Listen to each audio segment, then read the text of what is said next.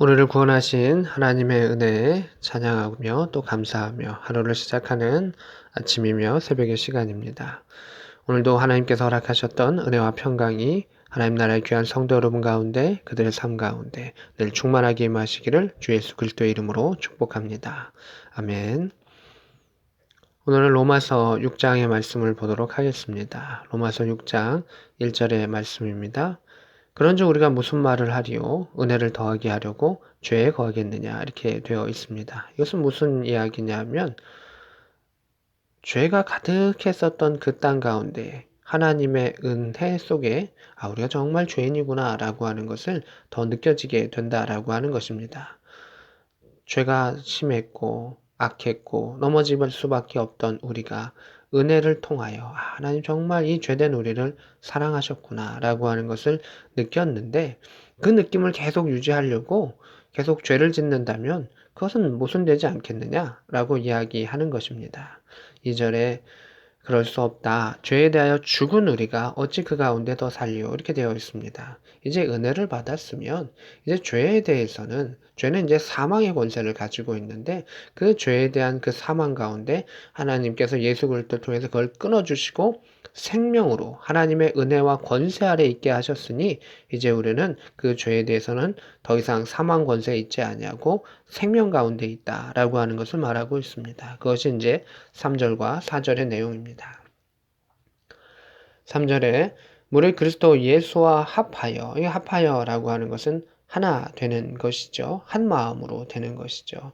예수님과 화목해 되고 한 마음이 되어서 세례를 받은 우리는 그의 죽으심과 합하여 세례를 받은 줄 알지 못하느냐 이렇게 되어 있습니다. 여기서 세례의 의미를 강하게 이야기해 줍니다. 세례란 예수 그리스도와 합해지는 것이다. 특별히 예수 그리스도의 죽으심과 합해지는 것이다. 왜냐하면 세례라고 하는 것은 죽을 수밖에 없는 우리가 죄에 대해서는 죽고 의에 대해서 하나님께 대해서는 살아난다라고 하는 그러한 증표다라고 하는 것을 볼 수가 있습니다. 4절에 우리가 그의 죽으심과 합하여 세례를 받음으로 그와 함께 장사되었나니 이는 아버지의 영광으로 말미암아 그리스도를 죽은 자 가운데서 살리심과 같이 우리로 또한 새 생명 가운데서 행하게 하려 하심이라 이렇게 되어 있습니다. 세례를 통해서 예수와 함께 죽었고 장사되었다. 이제는 아버지의 영광으로 말미암아 하나님께서 하나님의 전능하신 능력으로 말미암아 예수를 살리신 것과 같이 우리도 예수 그리스도의 새 생명을 허락하여 주셨다라고 하는 것을 보게 됩니다. 5절에 보면 그의 부활과 같은 모양으로 연합한 자도 되리라 이렇게 되어 있습니다.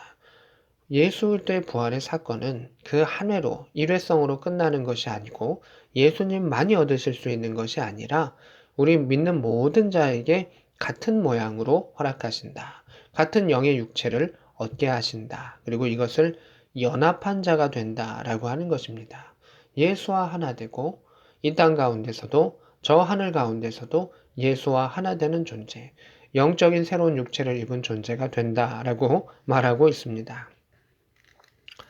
6절입니다. 우리가 알거니와 우리의 옛사람이 예수와 함께 십자가에 못 박힌 것은 이렇게 옛사람이라고 하는 것은 죄의 권세 아래 눌렸던 그러한 사람, 그 죽을 수밖에 없던 사람은 이제 예수님과 함께 십자가에서 못 박혔다. 예수님과 함께 십자가에 못 박혔다는 것은 예수께서 나를 위하여 대신 죄의 짐을 짊어지시고 죽으셨다라고 하는 것입니다.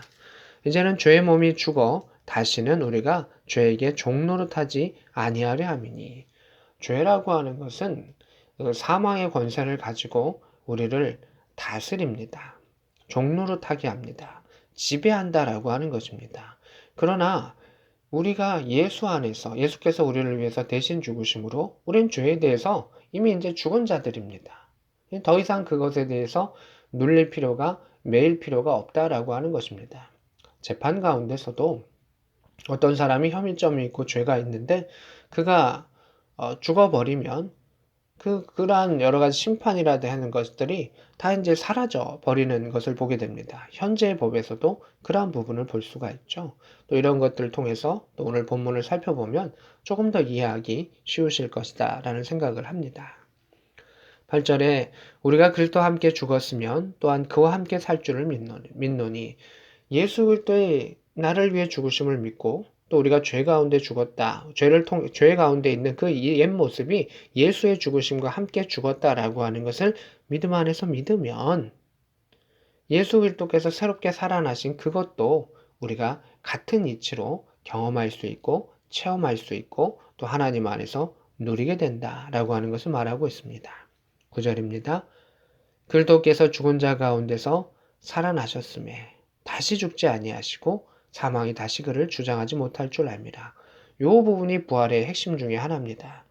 이전에는 죽었다가 살아난 자들이 있었습니다. 근데 그들은 어떻게 됐습니까? 다시 죽었습니다. 그들이 얻은 것은 영의 육체가 아니라 이전에 있던 육체를 다시 얻은 것 뿐이었습니다. 그것은 제대로 된 부활이 아니었었습니다. 예수님께서 받으셨던 하나님의 은혜 가운데 허락되셨던 그 부활은 다시 죽지 아니하시는 것, 사망에 다시금 매이지 아니하는 것입니다. 그래서 믿음의 사람은 또 예수 그리스도는 죽음으로써 그것을 이전에 죄된 것을 끊어버리고 이제는 새로운 영의 육체를 통해서 새로운 삶을 살아간다라고 하는 것입니다. 10절에 그가 죽으심은 죄에 대하여 단번에 죽으심이다 말하고 있습니다. 여기서 특별한 표현은 무엇입니까? 단번에라고 하는 것입니다. 그 한 번의 사건을 통해서 인류 모두의 죄를 하나님께서 예수 그리스도를 통해서 단번에 끊어내셨다라고 하는 것을 강조하고 있습니다. 예수께서 여러 번 죽으셔야 하는 것이 아니라 인류 모두의 죄를 한 번에 짊어지셨음을 말하고 있습니다. 또한 그가 살아계심은 하나님께 대하여 살아계심이니 이렇게 되어 있습니다. 여기 보면 또 중요한 단어들이 있는데 대하여라고 하는 그 단어가 10절과 11절에 계속해서 나옵니다. 10절에 보면 죄에 대하여 그리고 하나님께 대하여 이렇게 말하고 있고 11절에도 너희 자신을 죄에 대하여 이렇게 말하고 있고 또 11절 중반부에 보면 하나님께 대하여 이렇게 말하고 있습니다. 이 대하여라고 하는 그 의미가 무엇이냐 하면 전에는 죄에 대하여 죄로 인해서 그 죄 안에 다스림을 받는 존재다라고 하는 것입니다. 그 죄의 권세 아래 언더라고 하는 것이죠. 죄의 권세 아래 우리는 있는 존재다. 그러나 이제는 예수 그리스도를 통해서 하나님의 권세 아래 있는 자고 하나님의 권세 아래 있는 자는 무엇입니까? 영생, 영원한 생명이 있는 자가 된다라고 하는 것을 말하고 있습니다. 12절에 그러므로 죄가 너희 죽을 몸을 지배하지 못하게 하라. 몸의 사욕에 순종하지 말아라 라고 말하고 있습니다. 지금 현재 우리가 받은 몸은 어떤 몸입니까? 죽을 몸입니다. 이 죄된 세상 안에서 우리의 몸은 썩어질 흙으로 돌아갈 죽을 몸입니다.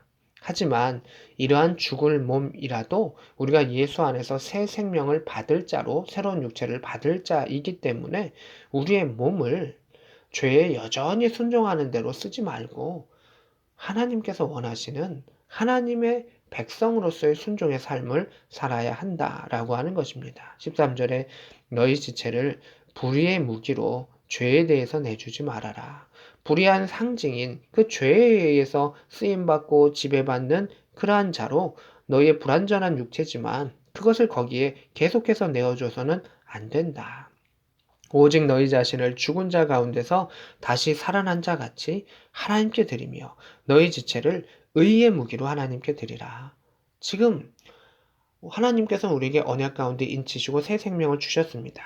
아직 우리는 새로운 육체는 받지 못했습니다. 그럴 하나님이 준다 약속하셨기 때문에 우리는 새로운 삶을 살아가고 있는 것입니다.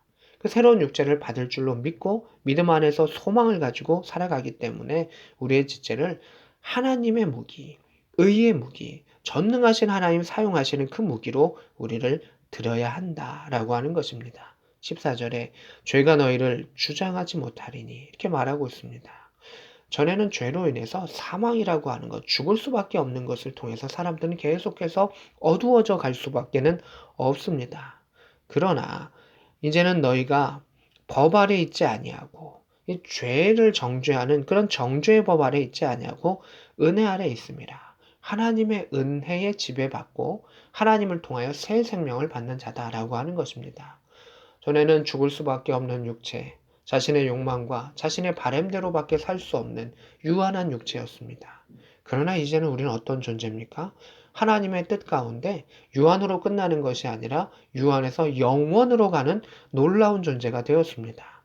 근데 우리의 자격이 있음이 아니라 무엇으로 된 것입니까? 하나님의 은혜, 예수 그리스도의 십자가의 보혈의 능력으로 그것이 된 것입니다. 그래서 우리 안에 이야기합니다.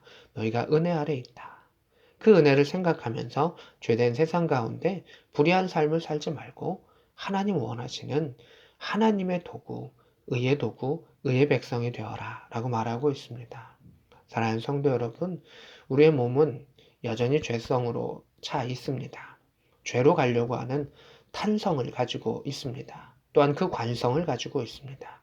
그러나 하나님의 은혜를 생각할 때 말씀을 묵상하며 말씀을 씹으며 우리의 삶 가운데 하나님의 능력과 하나님의 위대하심과 그 사랑을 생각하게 된다면 우리는 그 탄성과 그 끌어들임에서 벗어나서 하나님 공급해 주시는 힘으로 한 걸음 한 걸음 나아갈 수 있습니다. 때로는 못할 때도 있고 연약할 수도 있습니다. 그러나 말씀을 묵상하는 자 가운데 새롭게 하나님께로 나아가고자 하는 자에게 하나님께서 서서히 변화시켜 주실 것이고 마침내 천국으로 가는 그 순간 가운데는 그 모든 것들을 끊어서 이길 수 있는 하나님의 힘과 능력이 우리 가운데 임할 것입니다. 오늘도 말씀을 통하여 하나님의 은혜에 의지하여서 거룩한 삶, 성화의 삶으로 한 걸음 내딜 수 있는 복된 저와 여러분 될 수 있기를 우리 구주 예수 그리스도의 이름으로 축복합니다. 아멘.